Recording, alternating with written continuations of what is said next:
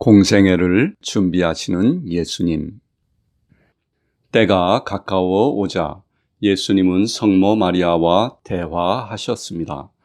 그는 어머니에게 가장 진지하고 사랑스럽게 이제 사명을 시작할 때가 도래했기 때문에 요한에게 가서 세례를 받은 후 다시 돌아와서 잠시 동안 사마리아 지역에서 성모님과 함께 머무를 것이지만 곧 광야로 나가 40일 동안 금식하고 기도할 것이라고 말씀하셨습니다. 하지만 예수님이 사막에 대해 말씀하시는 것을 들었을 때 성모님은 매우 불안해하며 굶주림과 목마름으로 죽을 수 있는 그토록 무서운 곳으로 가지 말라고 간청했습니다. 예수님은 자신을 위해 계획된 사명을 성취해야 하기 때문에 이제부터는 그녀가 인간적인 배려로 자신을 붙잡지 않아야 한다고 대답하셨습니다. 이제 그분에게는 매우 다른 삶이 시작될 것입니다. 그분을 믿고 따르려는 사람들은 그분과 함께 고통을 받아야 합니다. 그분은 이제 사명을 완수해야 하며 성모님은 그분에 대한 모든 개인적인 권한을 희생해야 합니다. 예수님은 비록 그가 영원히 그녀를 사랑하겠지만 지금 그는 모든 인류의 것이라고 말했습니다. 성모님은 예수님이 말씀하신 대로 해야 하며 하느님 아버지께서는 그녀에게 상을 주실 것인데 칼이 그녀의 영혼을 관통할 것이라는 시메온의 예언이 곧 성취될 것이기 때문입니다. 축복받은 성모님은 진지하게 들으셨는데 크게 걱정했지만 예수님의 부드럽고 넘치는 사랑 때문에 동시에 하느님께 의지하며 힘을 얻었습니다. 그날 저녁 라자로는 바리새인 시몬과 다른 종파의 일부 사람들을 초대해서 잔치를 열었습니다. 여인들은 남성들과 격자로 분리되어 옆에서 따로 식사를 했지만 예수님이 하신 모든 말씀을 들을 수 있었습니다. 예수님은 믿음, 소망, 자선, 순종에 대해 가르치셨습니다. 그는 그분을 따르려고 하는 사람들은 뒤를 돌아보아서는 안 된다고 말씀하셨습니다. 예수님께서는 그들이 자신이 가르친 것을 실천해야 하며 그들은 닥쳐올 시련을 겪어야 하겠지만 예수님은 결코 그들을 버리지 않을 것이라고 말했습니다. 예수님은 다시 자신 앞에 있는 가시밭길, 즉 자신이 겪어야 할 핍박과 박해를 암시했으며 자신을 그의 친구라고 부르는 사람은 누구나 그와 함께 고통을 겪어야 한다는 사실을 그들에게 각인시켜 주셨습니다. 청중들은 깊이 감동을 받으며 그의 말씀을 경이롭게 들었지만 그의 고난에 대해 암시하신 말씀은 제대로 이해하지 못했습니다. 그들은 그분의 말씀을 단순하고 문자적인 의미로 받아들이지 않고 예언의 비유적 표현으로 바라보았습니다.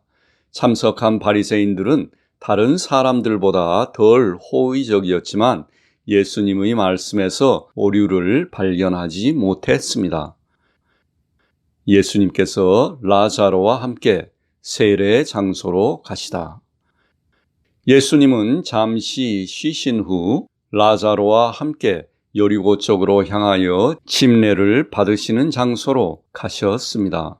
밤이 되었기 때문에 라자로의 종 중 한 명이 불이 켜진 횃불을 들고 앞에서 갔습니다. 30분 정도 걸은 후 그들은 라자로가 소유한 숙박소에 도착했는데 이곳은 나중에 제자들이 종종 머물렀던 곳입니다. 예수님은 숙박소에 신발을 벗어두고 맨발로 가셨습니다. 라자로는 동정심에 사로잡혀 거칠은 돌길이므로 그렇게 하지 말라고 간청했습니다. 그러나 예수님은 엄숙하게 말씀하셨습니다. 그렇게 되어야 한다.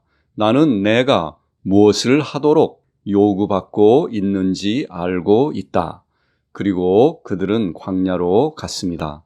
좁은 협곡으로 갈라진 사막이 여리고 쪽으로 5시간 거리로 펼쳐져 있었습니다. 그리고 여리고의 풍성한 골짜기가 나오고 약 2시간 정도 되는 광야 길이 산재해 있었는데 그곳에서 요한의 세례 장소까지는 또 2시간 정도는 가야 했습니다. 예수님께서는 라자로보다 더 빨리 걸으셨으며 종종 1시간은 앞서 가셨습니다. 예수님께서 세례를 받으라고 갈릴리에서 보낸 많은 사람들이 돌아오고 있었습니다. 그들 중에는 몇몇 세리들도 있었습니다. 그들은 베타니아로 돌아가는 길에 있었고 어느 정도 먼 거리에서 사막에 계신 예수님을 지나쳤습니다. 예수님은 아무데도 멈추지 않았습니다. 그는 왼쪽으로 여리고를 지나갔고 도중에 몇 군데 다른 곳을 지나쳤지만 멈추지 않았습니다. 라자로의 친구인 니코데모, 시메온의 아들 요한 마르크는 예수님과 거의 대화를 나눈 적이 없었습니다. 그러나 그들은 서로에게 그분의 행동, 그분의 지혜, 그분의 인품, 그분의 개인적인 매력에 대해서조차도 존경의 말을 끊임없이 나누었습니다. 그분이 안 계시거나 그분의 뒤를 걸을 때 그들은 서로에게 말했습니다. 참으로 훌륭한 분이다. 이 같은 분은 전에도 없었고 다시는 없을 것이다.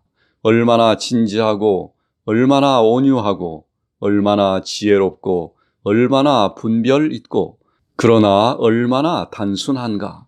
하지만 우리는 그분의 말을 그가 말씀하셨다라고 생각하며 받아들여도 완벽하게 이해할 수 없다. 우리는 그분의 얼굴을 똑바로 볼 수가 없다. 그분이 우리의 생각을 읽는 것처럼 보이기 때문이다. 그분의 모습을 보십시오. 참으로 위험이 있습니다. 그분은 정말 빨리 움직이시지만 위험 없이 서두르지 않으십니다.